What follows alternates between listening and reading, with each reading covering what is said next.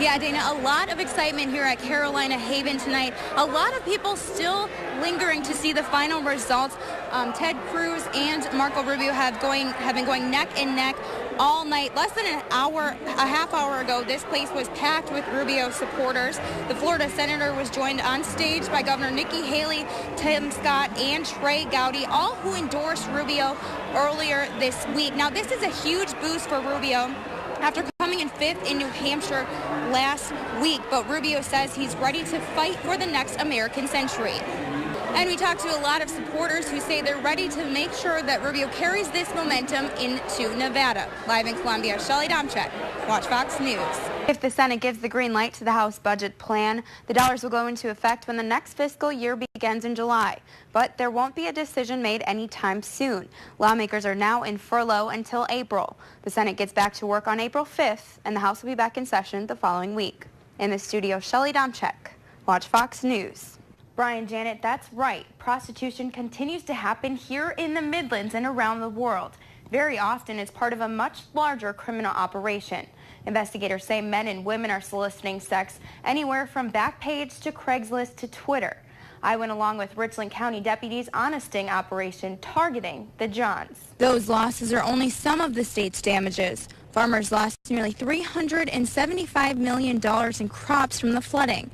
And that's a big hit to an industry that has an estimated $41 billion impact on the state each year. Advocates from the task force report there were more than 150 victims reported in 2015. Now they say they're ready to do whatever it takes to reduce that number. Janet, it's been a long day for South Carolina House lawmakers. They started their session at 9 o'clock this morning and have been going for more than 12 hours.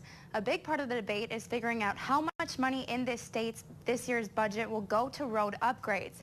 Lawmakers have yet to get to that roads amendment tonight, but we'll keep you updated on air and online. Live in the studio, Shelli Adamczyk, Watch Fox News. Right now, the Department of Juvenile Justice serves 16,000 young people. 9 years ago, that number was more than 26,000. However, according to state lawmakers, the agency is still spending the same amount of money now that it was back then. The corner of Calhoun and Meeting Street, and as you can see behind me, we're told that members of the church are now being led into TD Arena here in Charleston. Behind them, you can also see a long line of people. Thousands of people are lined up to get ready to go into the church to pay their respects to Senator Pinckney. All right, I'm here with Coach Rodney Summers now. Obviously, some big misplays defensively in this first half. What are you guys going to do when you come out in the second to make sure that those defensive gaps are closed? Britt Friendy, that's right. I'm here at AC Flora High School, just one of the 33 shelters throughout the state that are taking in people, providing resources for them after this historic flooding. But the debate continues here at the State House. Last year, House lawmakers passed a roads bill, but now with lawmakers back in session, the debate continues into the Senate, with key components looking into a gas tax or Department of Transportation reform. But both sides of the aisle agree there needs to be some compromise. Officials say it's not that people choose not to get out of the way, it's just that they may not know what to do. That's why they advise people to follow these rules of the road. Janet, Ryan Anderson Huff has been charged with larceny after officials say he stole packages from more than a dozen homes Friday. Huff is now out on a more than $19,000 bond. During October's flooding, Harvest Hope served more than 2.2 million meals to flood victims.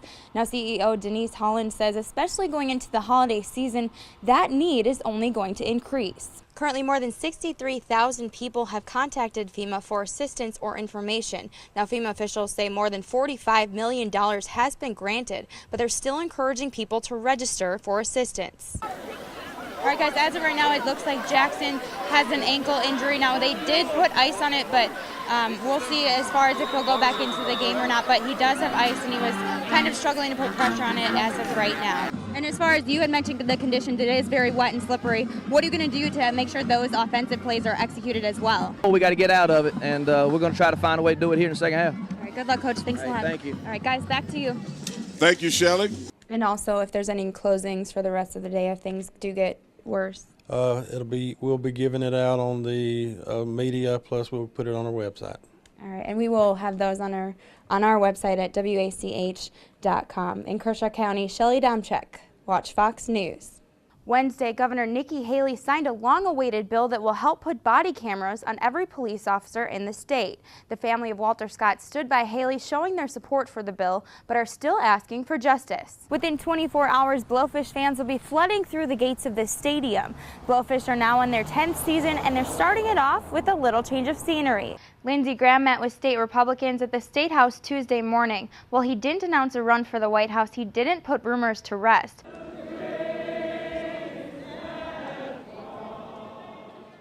Hours after 9 people were shot to death in a Charleston church prayer service. Just pray for all the families that lost a loved one last night. Hundreds of people gathered nearly a mile away to mourn their loss.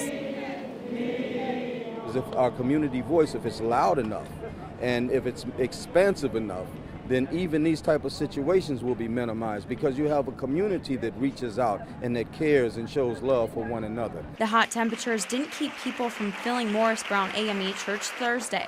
The crowds are so large, some were turned away. A diverse group filled the streets around the church, singing songs and saying prayers. It's horrible to believe that it has to take something awful like this to happen to bring us together as a community, but it's just amazing. I mean, the whole town's here. Let's continue on living as a community as one. Doesn't matter what color or nationality you are. We should all continue on living together as one, as God's children, because we're all God's children no matter what color our skin is. We all bleed the same color. United we stand, divided we fall. We stand together under liberty and justice for all. We prevail over everything. Inspiring words as the city of Charleston, a state, and the entire nation grieves the loss of 9 lives taken by a chilling act of violence. In Charleston, Shelli Adamczyk, Watch Fox News.